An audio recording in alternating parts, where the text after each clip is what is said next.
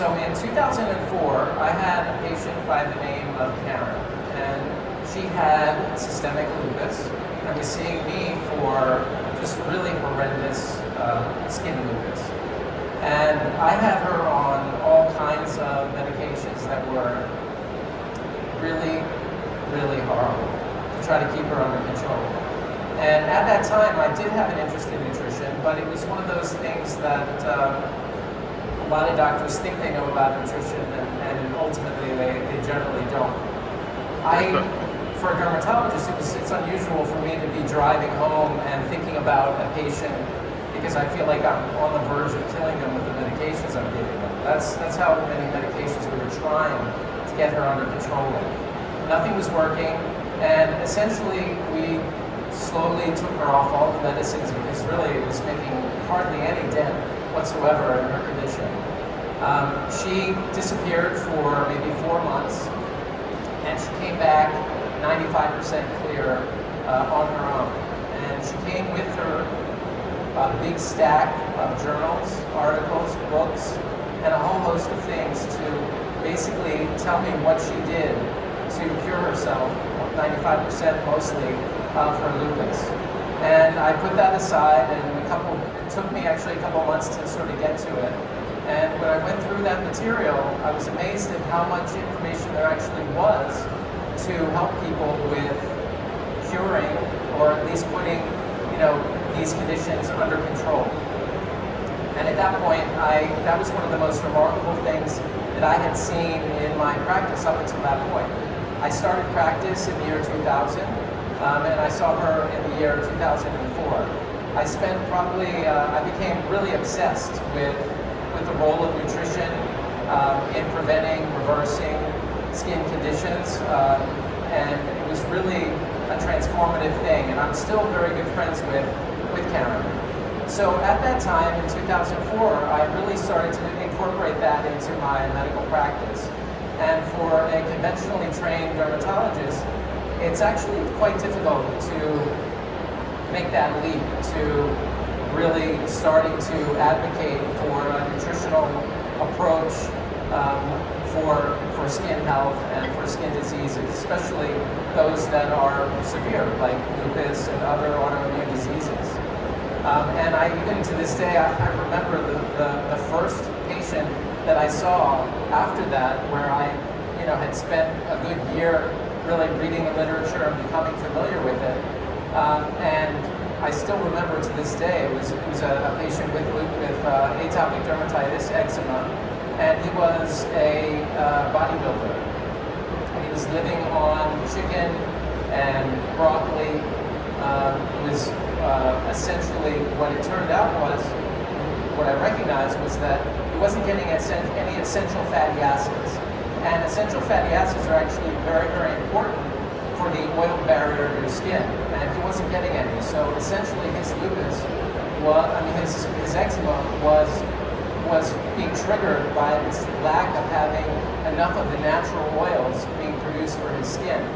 And to this day, I still remember, he was a huge, his father was also a bodybuilder, and I came into that, and I gave him hemp seed oil as a supplement, because hemp seed oil happens to have an ideal ratio of omega-6 to omega-3 fatty acids that will allow your body to create the natural oil of your skin. And he came back 3 or 4 weeks later, and again, as a conventionally trained doctor, where I had sort of not given him any conventional treatments and just had him, of course, change his diet and then add hemp seed oil, I was a little worried walking into that room. When I walked in, I saw their faces, and actually they scared me because they were just humongous guys.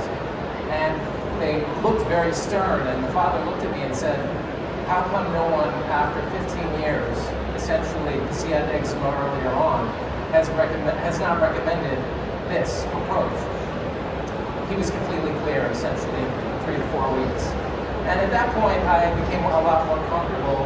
My colleagues started to refer patients to me, and that's when sort of my confidence in this sort of approach really became fundamental. In 2006, I was taking a trip to Japan, And I came up, and my friends there took me to a Buddhist vegetarian restaurant outside the city of Kyoto. And I was served this bowl of noodles, and the noodles were essentially made from konjac. And konjac actually in Japan is a staple. And when I had those noodles, I was just amazed because they basically have no carbohydrates, very low calories. And I thought of all the patients that I was treating back home, where I was trying to transition them to a more, say, healthier diet, and they were having trouble giving up things like wheat-based pastas and that sort of thing. And so I came back from that trip and started Miracle Noodle. We're right over there. And that sort of grew as time went on, and we have a whole bunch of products. And so after this, it would be great if you come by and taste our noodles. We have a new product that's made from egg whites for higher protein. It's low in carbohydrates. So we have 8 minutes. So let's talk a little bit about nutrition and skin health. So maybe we can get some audience participation to get a better understanding of skin. So can anyone give me a role for the skin in general health? What does your skin do for you? Anybody? Any? A barrier? Yeah, so it's a barrier. Okay, good. Anything else? So it's also, let's say, a detox organ. So you may not know that. So as you sweat, you're able to excrete certain things. Heavy metals are one. Actually, there's some studies to show that BPA is excreted through the skin as well as phthalates, which are from plastics. So that's another thing. Any other ideas for what the skin does? It's also an immunological organ. So as a barrier, it is receiving messages from the environment and processing those in various ways, whether that's to fight against something that is a foreign body, but it also processes things so that it's sending signals into the body. So as an example, just as a sensory organ, it receives signals, say, from the sun. It sends those into the body, tells you that it helps regulate your circadian rhythms, as an example. Each one of our cells, in our skin cells, actually has their own circadian rhythms. So circadian rhythms, as many of you know, are the natural rhythms of your body. And of course, many of you may know that it's important to get light into your eyes in the morning. But your skin also needs to see that light as well in the morning. And remarkably, when your skin gets sun in the morning, there's really, before 9 a.m., there's very little UV light. And what's really remarkable, and these studies were done in the late 90s, so it's been known for quite some time, the red light, the infrared light that you get in morning sunlight actually allows your skin to tolerate ultraviolet light better midday. So there is something about the natural cycles of the sun and the spectrums that occur in the sun that are somehow natural. We evolved under them, and they provide some value. When the sunlight hits your skin, believe it or not, the ultraviolet A portion actually activates nitrogens, essentially nitrates, which can lower your blood pressure. So it's been shown that people who get a healthy amount of sun actually have a lower blood pressure. So let's get into nutrition, since we only have 15 minutes and 5 minutes left. Let's talk about, let's say, acne. Let's talk about acne, since that is something that many of you know is not necessarily pertain to just teenagers. This is something that can be lifelong. And does anyone know any sort of, believe it or not, there are some traditional tribes that are eating traditional diets that have absolutely no reported cases of acne. And these tribes have been known for many, many decades. What causes acne and what dietary roles play a role in acne? So anything that makes your blood sugar go up is going to make acne worse.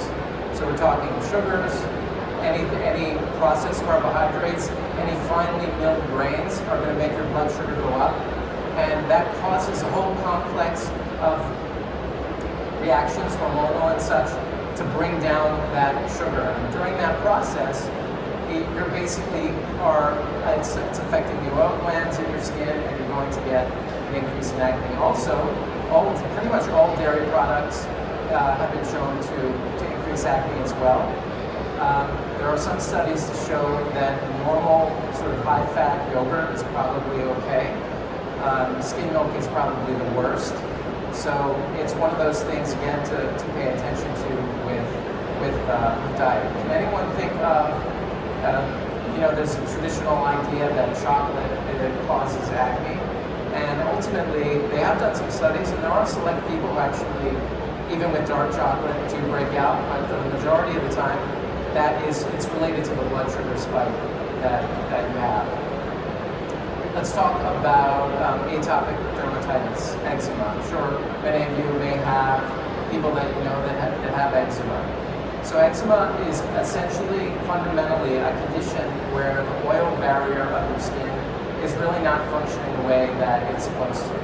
This oil barrier, which is what we call kind of an acid mantle with oil on it, is really important not only as protection against the environment, but it also protects us against infections as well. And so if you don't have this oil barrier in your skin really functioning properly, it leaves you open to a whole host of things, including infection and, of course, inflammation. And remarkably, when your skin is dry, there's a remarkable study done not too long ago, a couple of years ago, that as people age, your skin can slowly dry out, and there are a host of issues with that. Many of which go back to that anecdote I gave you in the beginning, which is proper intake of essential fatty acids. But when your skin dries out and you have little micro tears in your skin, this actually causes inflammation throughout your entire body. So the study showed that elderly people who had dry skin from head to toe, actually their inflammation rate internally was much higher than you would ever imagine. In fact, you wouldn't even necessarily think that just dry skin would cause this. And when your inflammatory cytokines in your body are elevated, this is essentially causing you to age much faster and is going to, overall, of course the studies haven't been done yet, but essentially it's going to show that you're aging a lot faster. So with this sort of, with eczema, since we only have 2 minutes left, you want to protect this oil barrier of your skin, first and foremost. So that's from the outside. You don't want to use any harsh soaps. And you do have to understand that pure and natural soaps, things from like Bath and Body Works, these are traditional soaps. They're made they're made to strip your skin of oil. That's when we worked in the fields and such, we needed to get rid of all this stuff and all this grime on your skin. That's not the case now, and in fact, we're probably really not evolutionarily meant to be scrubbing our skin head to toe with pure soaps. So when you're working on your skin, you want to essentially be using what's called a Syndex bar, which is something that isn't going to emulsify and strip your skin of oil. And in that case, something like Dove unscented or oil of Olay, these are not really traditional soaps in the sense of the word. And finally, since we only have 1 minute left, I'm just finishing this, you want to make sure that your essential fatty acid intake is good. Now you're going to get that, as I mentioned, hemp seed oil happens to be a nice ratio, but any raw nuts or seeds are actually going to provide that and are going to feed your body with the fats that you need to create that oil barrier for the skin. A lot of people come in and they say, well, I'm drinking a lot of water. It's that oil barrier that you're really trying to correct. And of course, anything that is going to add overall net anti-inflammatory effect in your body is going to help with that as well. So of course, all natural foods and greens and such are going to be helpful. So we only have 15 minutes. It's a big topic, obviously. I hope you found some interest, and I'd love for you to come by and taste our meals. We're at green booth right there, number 512, I think it is. Thank you.